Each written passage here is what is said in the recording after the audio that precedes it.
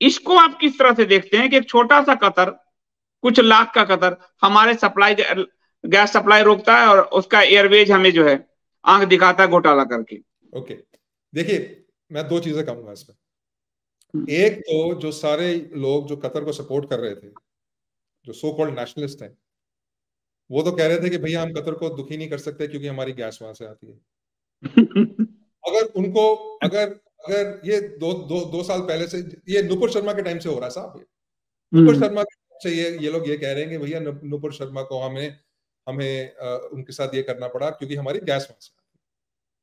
पहली बात तो उनको अगर समझाया जाए कि भाई साहब, कतर से जो टोटल, जो भारत का जो गैस अगर टोटल देखें तो कुछ प्रतिशत आती है, ठीक है, 10-15% से कम आती है, उसको आप कहीं और से भी ले सकते हैं, वो सुनने को तैयार नहीं।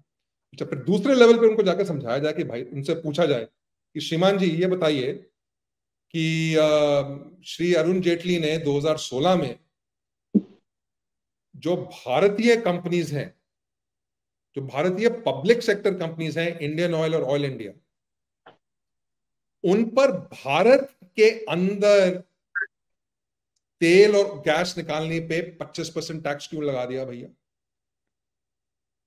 ये आपके चैनल पे मैंने पहले भी बताया और इसको साक्ष्य देके मैंने बताया हुआ है। 2016 में मेरे ख्याल से, या 2015 में, 2016 मेरे ख्याल से एक स्पेशल टैक्स लाया गया, एक स्पेशल टैक्स लाया गया, 25 या 30% है, मुझे याद नहीं है, पर 25 शायद 30 होगा, 30% टैक्स। अगर आप भारत की धरती से भारतीय कंपनी तेल निकालेगी,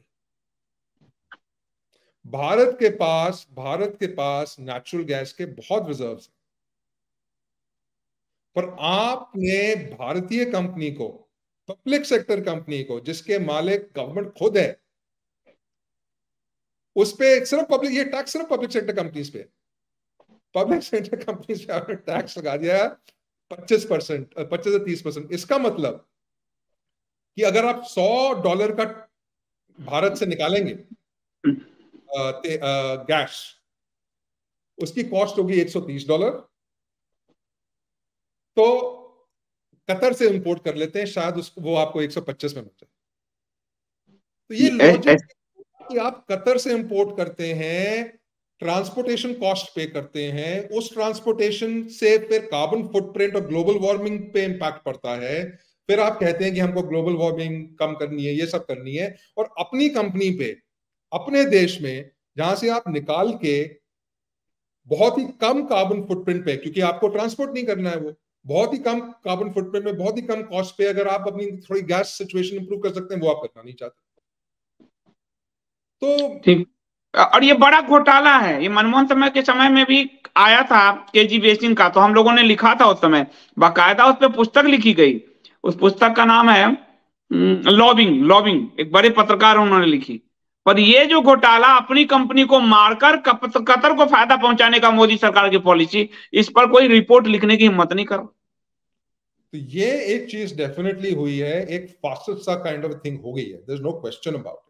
आपने कुछ बोल दिया फैक्चुअल भी, तो बात वैसी है जैसे हिटलर की फौजें करती थी।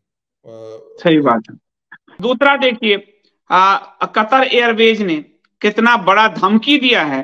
कतर एयरवेज इंप्लीमेंट जो 57 बिलियन टैक्स फ्रॉड किया है, डीजीसीआई उसको वसूल नहीं पा रही।